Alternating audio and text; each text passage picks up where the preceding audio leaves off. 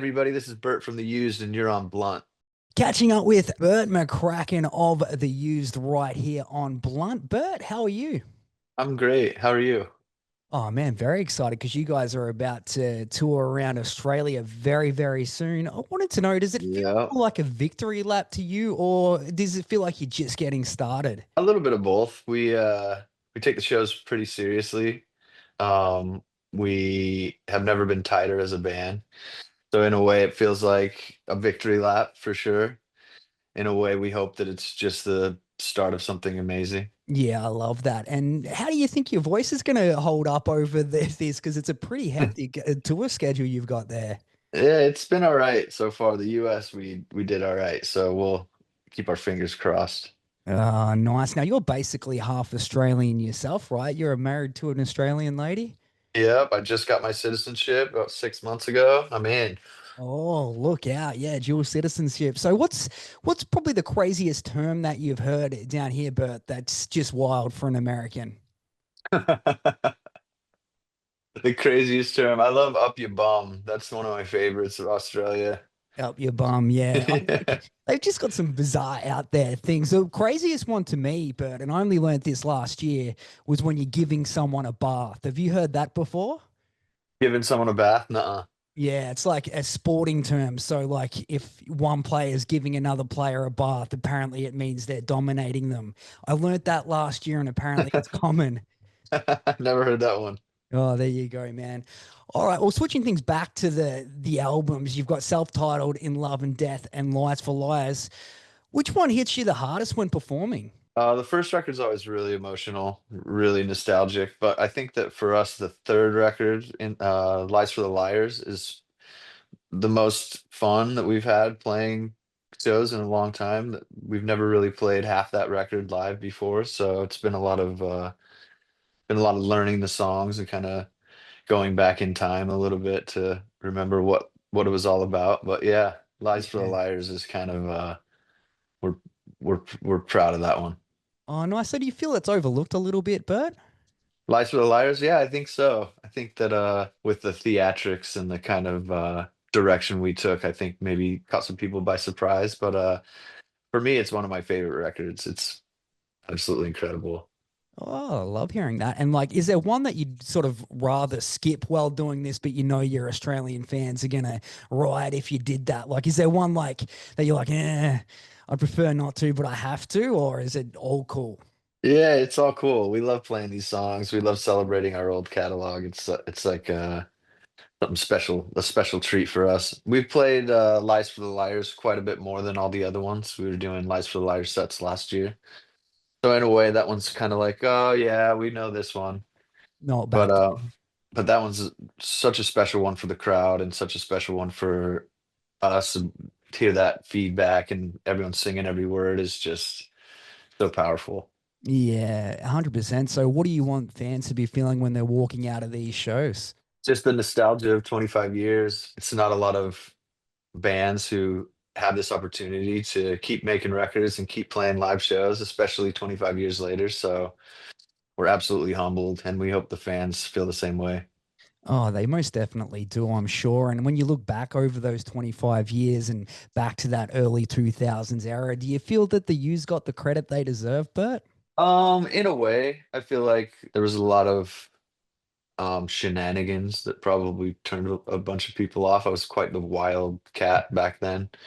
Um, but yeah, looking at what we're doing today, I think that we definitely got the credit we deserve. 25 years later, and we're selling out shows, and people are so excited about it. It feels great. Yeah, and talking about being the wild guy that you were back in the day, it brings me to the fact like you're a dad now, married, that sort of thing. Yep. How would you, what would you say to that guy back then if what would that guy back then say to you now if he was looking forward? To that guy back then, I'd say, keep it up, mate. You're doing great. And him to me, he would probably have expected this kind of situation. I always wanted to have kids. I love kids, and I met the perfect Australian woman, so it was all meant to be. Oh, I love that. All right, man. Well, with all of the chaos and the records release, what's the weirdest or the most surreal moment that stuck with you throughout probably the early days, I guess? Well, not to put a damper on the interview, but when we were recording in Love and Death, my very first girlfriend ever of all time, she overdosed on drugs, and Oh, that was a real impactful moment for me. My producer brought me into the studio, made me start recording a song. We did Hard to Say right after that, and one of the most special moments in my recording career. I got to fully put my grief into the music, and I think that kind of thing is um, some of the most important and special moments in music.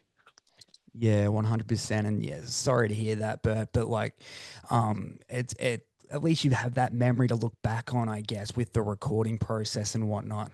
Yeah, definitely. All right, man. Switching things up, you were at Astronomicon earlier this year. Twisted, Yeah. like, was that fun and crazy hanging out with those guys? Twisted has been good friends of mine for a while. They were on the Warp Tour when we were on, and they're just the most amazing dudes. So down to earth and so friendly. And yeah, the convention was wild. Super. If you're a horror movie fan, then you would have loved it. It was great. Those things are always fun. We did a Comic-Con in London about a month and a half ago, and we got a little comic book that just is coming out. So Oh, the used do. yeah. Oh, very cool. What can you tell us more about that when that will be out? It's kind of, I think the first issue's coming out soon. It's kind of like a mix between Alice in Wonderland and Neverending Story a little bit. Oh, nice. I like that. Well, in case of watch this space bird and back onto the Twisted guys, you were saying that you're hanging out with them at Vans Warp Tour. Do you have any crazy memories from then? The first time I went to Warped Tour in like 96 or 7, I saw Chino from the Deftones jump off the top speaker stack. Damn. And that was like my dream, my goal. I'm like, that's what I'm gonna be doing. So every day jumping off that speaker stack was like a dream come true. Oh, 100% love that right there. And you're popping up on all sorts of music at the moment, Bird. The song with the funeral portrait you did is very, very cool. You also have Nice. When You Cry. What was it like working with those guys? Those guys are super friendly. They're some of the coolest guys ever, and asked me to do a song, and I thought the song was great. So got in there. Lovely guys. We just did some shows with them in the US as well. Nice. Super talented band. Yeah, and you dropped your, well, crazily enough, your debut solo album last year. Right. How was that? Like, how good of a feeling was that to get that out? Yeah, so much fun. Just a crazy pop outlet for me. I think that I'm the one always trying to fight for the pop songs on the used records. Everyone else is trying to keep it heavy, so I thought I'd just branch out and do it myself. But it was so much fun. We did a few shows in the US, and they were all like little mini parties, and it's a blast. Oh yeah, oh, that is awesome right there. So on the topic, will there be a follow up to that record? But No plans as of now, but I'm sure down the line we'll do some more stuff. all right, cool, man. Well, three shows, five cities, three albums. What's keeping the fire burning for you guys right now? I think just the fact that we're still around after 25 years, we've never broke up, we never took a break at all. We've just been going hard. And I think for that kind of situation, it's not really common for bands to have so many songs in their catalog that they can pull out and have crowds sing along. So I think that it's just the crowd feedback. We love playing live. We just love it. It's our livelihood. Oh yeah, and very much looking forward to it. You, of course, playing live August 13th through until September 3rd here in Australia. All of those details are online at destroyalllines.com. Self-titled In Love and Death and Lies for the Lies. It's going to be all sorts of chaotic. Appreciate you taking time out, Bert. Yeah, thanks for having me. Appreciate your time.